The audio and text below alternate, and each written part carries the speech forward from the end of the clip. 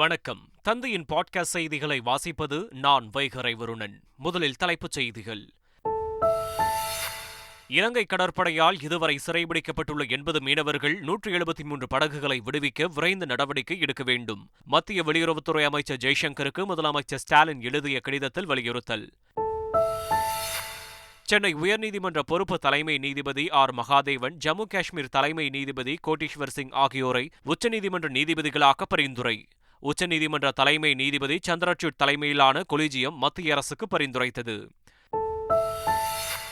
தமிழ்நாட்டில் மதுக்கடைகளை படிப்படியாக குறைக்க அரசு விரும்புவதாக அமைச்சர் முத்துசாமி பேட்டி. மதுவிலக்கு கொண்டுவர மக்களை தயார் செய்ய வேண்டும், உடனடியாக செய்ய முடியாது என்றும் விளக்கம். முன்னாள் முதல்வர் கருணாநிதி குறித்து அவதூறாக பேசிய வழக்கில் கைதான சாட்டை துரைமுருகனை நீதிமன்ற காவலில் வைக்க திருச்சி நீதிமன்றம் மறுப்பு. வன்கொடுமை சட்டம் உள்ளிட்ட 5 பிரிவுகளில் வழக்கு பதிவு செய்யப்பட்ட நிலையில் விடுவிப்பு. நாம் தமிழர் கட்சி நிர்வாகி சாட்டை துரைமுருகன் கைது செய்யப்பட்டதற்கு அதிமுக பொதுச் செயலாளர் எடப்பாடி பழனிசாமி கண்டனம். பேசுவதற்கெல்லாம் கைது செய்யும் அரசு முடிந்தால் தன்னையும் கைது செய்யட்டும் என நாம் தமிழர் கட்சியின் தலைமை ஒருங்கிணைப்பாளர் சீமான் ஆவேசம். மருத்துவ மேற்படிப்புகளில் அரசு மருத்துவர்களுக்கான 50% இடஒதுக்கீடு ரத்தானதற்கு பாமக தலைவர் அன்புமணி ராமதாஸ் எதிர்ப்பு. தமிழக அரசின் நிலைப்பாடு சமூக நீதிக்கு எதிரானது என்றும் காட்டும். புதுக்கோட்டை மாவட்டம் திருவரங்குளம் பகுதியில் பிரபல ரவுடி துரைசாமி என்கவுண்டர். போலீசாரை தாக்கிவிட்டு தப்ப முயன்றபோது சுட்டுக்கொலை. ககன்யான் திட்டத்தின் C-20 கிரையோஜெனிக் என்ஜின் பரிசோதனை 25 வினாடிகள் வெற்றிகரமாக நடைபெற்றதாக இஸ்ரோ தகவல். இனி விரிவான செய்திகள். இலங்கை கடற்படையால் சிறைபிடிக்கப்பட்டுள்ள மீனவர்களை விடுவிக்க நடவடிக்கை எடுக்க கோரி வெளியுறவுத்துறை அமைச்சர் ஜெய்சங்கருக்கு முதல்வர் ஸ்டாலின் கடிதம் எழுதியுள்ளார். அந்த கடிதத்தில் மீன்பிடி தொழிலையே வாழ்வாதாரமாக கொண்டுள்ள நம் நாட்டு மீனவர்கள் வரலாறு காணாத நெருக்கடியை எதிர்கொள்வதாக குறிப்பிட்டுள்ளார். தற்போது 173 மீன்பிடி படகுகளும் 80 மீனவர்களும் இலங்கை அதிகாரிகளின் கட்டுப்பாட்டில் உள்ளதாக தெரிவித்துள்ளார். இதுபோன்று சிறைபிடிக்கப்படுவது அவர்களின் வாழ்வாதாரத்தை கடுமையாக பாதித்துள்ளதோடு அவர்களது குடும்பத்தினரை பெரும் சோகத்திற்கு உள்ளாக்கியுள்ளதாகவும் முதல்வர் ஸ்டாலின் குறிப்பிட்டுள்ளார். இந்த விவகாரத்தில் வெளியுறவுத்துறை வலுவான மற்றும் ஒருங்கிணைந்த முயற்சிகளை உடனடியாக மேற்கொண்டு அனைத்து மீனவர்களையும் படகுகளையும் உடனடியாக விடுவிப்பதை உறுதி செய்ய வேண்டும் என கேட்டுக் கொண்டுள்ளார். தமிழகத்தில் மதுவிலக்கு கொண்டுவர மக்களை தயார் செய்ய வேண்டும் என்று அமைச்சர் முத்துசாமி தெரிவித்துள்ளார். டெட்ரா பாக்கெட்டில் மது விற்பனை குறித்து எதையும் சொல்ல முடியாது என்றும் அவர் குறிப்பிட்டார். அதை பற்றி இப்போ எதுவுமே நான் சொல்ல முடியாது. முதலமைச்சருடைய எண்ணம் இந்த மாதிரியான இந்த பழக்கத்தை முற்றிலுமாக ஒரு காலகட்டத்தில் இல்லாமல் செய்ய வேண்டும் என்பதுதான் அவருடைய எண்ணமாக இருக்கிறது. ஆனால் உடனடியாக செய்ய நடைமுறை சிக்கல் உங்களுக்கு தெரியும். எனவே மக்களை அதற்கு நாம் தயார் செய்யும். யாரெல்லாம் இதற்கு இன்றைக்கு இந்த பழக்கத்தை வைத்திருக்கிறார்களோ அவர்களை இதற்கு தயார் செய்வதற்கான பல்வேறு அணுகுமுறையை அரசு செய்து கொண்டிருக்கிறது. எனவே படிப்படியாக அதுதான் நம்முடைய அடிப்படையான நோக்கம். ஊரக பகுதிகளில் மக்களுடன் முதல்வர் திட்டத்தை தமிழக முதலமைச்சர் ஸ்டாலின் தொடங்கி வைத்துள்ளார். தருமபுரி மாவட்டம் பாளையம்புதூரில் உள்ள அரசு மேல்நிலைப் பள்ளியில் ஊரக பகுதி மக்களுக்கு பயன்பெறும் வகையில் மக்களுடன் முதல்வர் திட்டத்தை முதலமைச்சர் ஸ்டாலின் தொடங்கி வைத்து மனுக்களை பெற்றுக்கொண்டார். தொடர்ந்து மாணவர்கள் மற்றும் மக்களின் குறைகளை கேட்டறிந்த முதலமைச்சர் ஸ்டாலின் அரசு துறைகள் அமைந்த அரங்குகளை பார்வையிட்டு பயனாளிகளுக்கு நலத்திட்ட உதவிகளை வழங்கினார். இதனைத் தொடர்ந்து ஆத்தூர் அருகே பஞ்சம்பட்டியில் உள்ள பள்ளியில் மக்களுடன் முதல்வர் திட்டத்தை ஊரக வளர்ச்சித்துறை அமைச்சர் பெரியசாமி துவக்கி வைத்து பொதுமக்களுக்கு பல்வேறு நலத்திட்டங்களை வழங்கினார். விக்கிரவாண்டி சட்டமன்ற தொகுதியில் மின்னணு வாக்குப்பதிவு இயந்திரங்கள் வைக்கப்பட்டுள்ள அறை பூட்டி சீல் வைக்கப்பட்டது. விழுப்புரம் மாவட்டம் விக்கிரவாண்டி சட்டமன்ற தொகுதி இடைத்தேர்தலில் பயன்படுத்தப்பட்ட 552 மின்னணு வாக்குப்பதிவு இயந்திரங்கள், 276 கட்டுப்பாட்டு கருவிகள், யாருக்கு வாக்களித்தோம் என்பதை உறுதி செய்யக்கூடிய 276 விவிபேட் கருவிகளை தேர்தல் முடிந்ததும் அந்தந்த வாக்குச்சாவடி நிலை அலுவலர்களால் சீல் வைக்கப்பட்டன. பிறகு அவை துப்பாக்கி ஏந்திய போலீஸ் பாதுகாப்புடன் GPS கருவி பொருத்தப்பட்ட வாகனங்கள் மூலம் பனையபுரம் அரசு மேல்நிலைப்பள்ளி மையத்திற்கு அனுப்பி வைக்கப்பட்டது. வாக்கு எண்ணும் மையத்தை 24 மணி நேரம் கண்காணிக்கும் விதமாக சுற்றிலும் 3 அடுக்கு பாதுகாப்பு போடப்பட்டுள்ளது.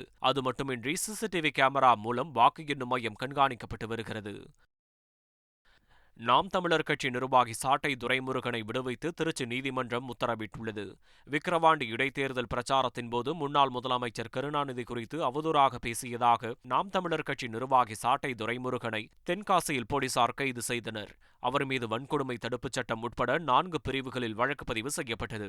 விசாரணைக்கு பிறகு திருச்சி 1வது கூடுதல் மாவட்ட நீதிமன்ற நீதிபதி சாமிநாதன் முன்னிலையில் சாட்டை துரைமுருகன் ஆஜர்படுத்தப்பட்ட நிலையில் இருதரப்பு வாதங்களையும் கேட்டறிந்த நீதிபதி அவரை நீதிமன்ற காவலுக்கு அனுப்ப தேவையில்லை என கூறி விடுவித்து உத்தரவிட்டார். இந்த நிலையில் நாம் தமிழர் கட்சி நிர்வாகி சாட்டை துரைமுருகன் கைது செய்யப்பட்டதற்கு அதிமுக பொதுச் செயலாளர் எடப்பாடி பழனிசாமி கண்டனம் தெரிவித்துள்ளார். இதுகுறித்து எக்ஸ் தளத்தில் பதிவிட்டுள்ள அவர், கொலைகாரர்கள், கொள்ளையர்கள் போன்றோர் சுதந்திரமாக நடமாடி வரும் நிலையில் ஆட்சியாளர்களின் தவறுகளை சுட்டிக்காட்டும் சமூக செயல்பாட்டாளர்கள் மீது, அரசியல் கட்சியை சார்ந்தவர்கள் மீதும் சர்வாதிகார நடவடிக்கைகள் மேற்கொள்ளப்பட்டு வருவது தொடர்கதையாகி வருவதாக கூறியுள்ளார்.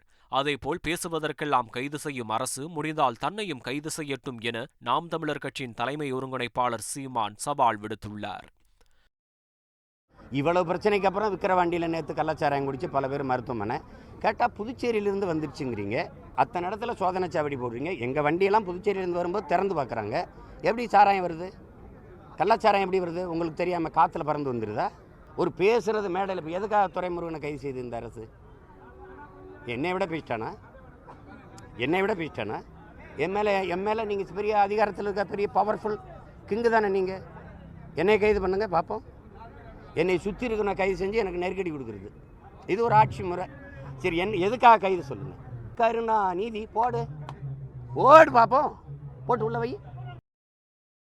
புதுக்கோட்டையில் காவல்துறையினரை தாக்கிவிட்டு தப்ப முயன்ற திருச்சியைச் சேர்ந்த பிரபல ரவுடி என்கவுண்டரில் சுட்டுக் கொல்லப்பட்டார். திருச்சியைச் சேர்ந்த பிரபல ரவுடி துரைசாமி புதுக்கோட்டை திருவரங்குளம் பகுதியில் உள்ள காட்டில் பதுங்கியிருப்பதாக காவல்துறைக்கு தகவல் கிடைத்துள்ளது. அவரை பிடிக்க ஆலங்குடி காவல்துறையினர் சென்றபோது உதவி ஆய்வாளர் மகாலிங்கத்தை கத்தியால் தாக்கிவிட்டு தப்பிக்க முயன்றதாக கூறப்படுகிறது. அப்போது 3 முறை வாகனத்தை நோக்கி சுட்டு எச்சரித்தும் துரைசாமி தப்பிக்க முயன்றதால் வேறு வழியின்றி போலீசார் என்கவுண்டர் செய்துள்ளனர். இதில் நெஞ்சு, காலில் குண்டு பாய்ந்து உயிரிழந்துள்ளார். அவரது உடல் புதுக்கோட்டை அரசு மருத்துவக் கல்லூரி மருத்துவமனையில் வைக்கப்பட்டுள்ளது. சம்பவம் நடந்த இடத்திற்கு திருச்சி சரக டிஐஜி மனோகரன் நேரில் சென்று ஆய்வு செய்தார். பின்னர் மருத்துவமனையில் 6 தையல்கள் போடப்பட்டு சிகிச்சை பெற்று வரும் எஸ்ஐ மகாலிங்கத்தையும் நேரில் சந்தித்து நடந்தவற்றை கேட்டறிந்தார். ஆம்ஸ்ட்ராங் கொலை வழக்கில் கைது செய்யப்பட்ட கொலையாளிகள் 11 பேரையும் 5 நாட்கள் போலீஸ் காவலில் எடுத்து விசாரிக்க எழும்பூர் நீதிமன்றம் உத்தரவிட்டுள்ளது. இந்த சம்பவம் தொடர்பாக கைது செய்யப்பட்ட ஆற்காடு சுரேஷின் தம்பி பொன்னை பாலு உட்பட 11 பேர் ஆற்காடு சுரேஷ் கொலைக்கு பழி வாங்கியதாக வாக்குமூலம் அளித்துள்ளதாக போலீசார் தெரிவித்தனர். ஆம்ஸ்ட்ராங்கிற்கு வேறு எதிரிகள் உள்ளனரா என்றும் ஆருத்ரா விவகாரத்தில் ஆற்காடு சுரேஷ் மற்றும் ஆம்ஸ்ட்ராங்கின் தலையீடு குறித்து விசாரிக்கவும் போலீசார் திட்டமிட்டுள்ளனர். இதுகுறித்து சிறையில் உள்ள 11 பேரை காவலில் எடுத்து விசாரிக்க கோரி செம்பியம் போலீசார் எழும்பூர் நீதிமன்றத்தில் மனு தாக்கல் செய்தனர். இந்த மனு மீதான விசாரணையை மேஜிஸ்ட்ரேட் தயாளன் நடத்தினார். பாதுகாப்பு கருதி வீடியோ கான்பரன்ஸ் மூலமாக கைது செய்யப்பட்டவர்களை ஆஜர்படுத்தினர். விசாரணையின் முடிவில் கைது செய்யப்பட்ட 11 நபர்களுக்கு 5 நாட்கள் போலீஸ் காவல் வழங்கி மேஜிஸ்ட்ரேட் தயாளன் உத்தரவிட்டார். சென்னை உயர்நீதிமன்ற பொறுப்பு தலைமை நீதிபதி ஆர் மகாதேவனை உச்சநீதிமன்ற நீதிபதியாக நியமிக்க மத்திய அரசுக்கு கொலிஜியம் பரிந்துரைத்துள்ளது. உச்சநீதிமன்ற தலைமை நீதிபதி சந்திரசூட் தலைமையிலான கொலிஜியத்தில் சென்னை உயர்நீதிமன்ற பொறுப்பு தலைமை நீதிபதி ஆர் மகாதேவனையும் ஜம்மு காஷ்மீர் உயர்நீதிமன்ற தலைமை நீதிபதி என் கோட்டீஸ்வர் சிங்கையும் உச்சநீதிமன்ற நீதிபதியாக நியமிக்க மத்திய அரசுக்கு பரிந்துரைத்து தீர்மானம் அனுப்பியுள்ளது. கடந்த 1963ஆம் ஆண்டு ஜூன் மாதம் சென்னையில் பிறந்த ஆர் மகாதேவன் 1989ஆம் ஆண்டு வழக்கறிஞர் பணியை தொடங்கினார். உயர்நீதிமன்ற தலைமை நீதிபதியாக இருந்த எஸ்.வி. கங்கா புர்வாலா கடந்த மே 23ஆம் தேதி ஓய்வு பெற்றதை அடுத்து பொறுப்பு தலைமை நீதிபதியாக ஆர் மகாதேவன் நியமிக்கப்பட்டார். புதுச்சேரியில் அனுமதிக்கப்பட்ட அளவை விட அதிகமாக தனிநபருக்கு சாராயம் விற்பனை செய்தால் கடும் நடவடிக்கை எடுக்கப்படும் என சாராய கடை உரிமையாளர்களுக்கு கலால்துறை எச்சரிக்கை விடுத்துள்ளது. இது தொடர்பாக வெளியிடப்பட்டுள்ள செய்திக்குறிப்பில் புதுச்சேரியில் உள்ள சாராய கடைகளில் புதுச்சேரி அரசின் வடிசாராய ஆலையிலிருந்து வழங்கப்பட்ட சாராயம் மட்டுமே விற்கப்படுகிறதா என்பதை கண்காணிக்க அறிவுறுத்தப்பட்டுள்ளது. மேலும் அதன் வீரியத்தை ஆய்வு செய்யவும் சாராயத்தில் வேறு ஏதேனும் கலப்படம் செய்யப்பட்டு உள்ளதா என்பதை கண்காணிக்கவும் கலால் ஆணையர் மேத்யூ பிரான்சிஸ் உத்தரவிட்டுள்ளார்.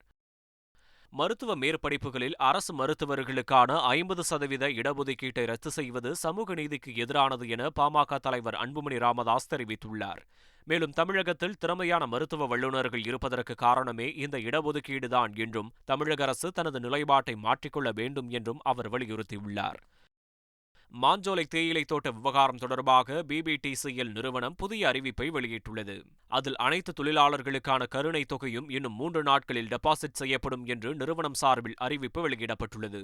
கருணை தொகையை நாகர்கோயில் உதவி தொழிலாளர் ஆணையரிடம் முன்னாள் ஊழியர்கள் பெற்றுக்கொள்ளலாம் என்றும் தெரிவிக்கப்பட்டுள்ளது. மேலும் தொழிலாளர்களை வெளியேற்றும் நடவடிக்கைகள் நீதிமன்றத்தின் மறு உத்தரவு வரும் வரை தளர்த்தப்படுவதாகவும் தெரிவிக்கப்பட்டுள்ளது. உலக மக்கள் தொகை தினத்தையொட்டி மத்திய சுகாதாரத்துறை அமைச்சர் ஜே.பி. நட்டா குடும்ப கட்டுப்பாடு குறித்து மாநிலங்கள் மற்றும் யூனியன் பிரதேசங்களின் சுகாதாரத்துறை செயலாளர்களுடன் விவாதித்தார். அப்போது குடும்ப கட்டுப்பாடு செய்து கொள்வதற்கான தெரிவு பெண்களின் உரிமை என்பதை உறுதி செய்வதற்கும் விருப்பமின்றி கருவுற்று சுமையை உருவாக்காமல் இருப்பதற்கும் மத்திய மாநில அரசுகள் கூட்டாக பணியாற்ற வேண்டும் என்பதை அவர் வலியுறுத்தினார். குடும்ப கட்டுப்பாடு குறித்து விழிப்புணர்வு ஏற்படுத்திய சுகாதாரத்துறை உள்ளிட்ட பல்வேறு துறைகளைச் சேர்ந்த பணியாளர்களின் அர்ப்பணிப்பையும் அயராத உழைப்பையும் அவர் பாராட்டினார். கேரளாவில் காய்ச்சலுக்கு ஒரே நாளில் 13,196 பேர் சிகிச்சை பெற்றுள்ளனர். இதில் 145 பேருக்கு டெங்கு காய்ச்சல் ஏற்பட்டிருப்பது கண்டுபிடிக்கப்பட்டுள்ளது. மேலும் 6 பேருக்கு காலரா பாதிப்பு ஏற்பட்டுள்ளது. கடந்த 11 நாட்களில் காய்ச்சல் காரணமாக கேரளாவில் 30 பேர் உயிரிழந்துள்ளனர். இந்தியா உலகிற்கு புத்தரை கொடுத்தது யுத்தத்தை அல்ல என்று பிரதமர் மோடி ஆஸ்திரியாவில் ஆற்றிய உரையில் குறிப்பிட்டார். வியன்னாவில் இந்திய மக்களை சந்தித்து உரையாற்றிய பிரதமர் மோடி ஆயிரக்கணக்கான ஆண்டுகளாக இந்தியா அறிவையும் நிபுணத்துவத்தையும் பகிர்ந்து கொள்வதாக தெரிவித்தார். மேலும் நாங்கள் உலகிற்கு யுத்தத்தை கொடுக்காமல் புத்தரை கொடுத்தோம் என பெருமிதம் தெரிவித்த அவர் இந்தியா எப்போதும் அமைதியையும் செழிப்பையும் தந்துள்ளதாக குறிப்பிட்டார்.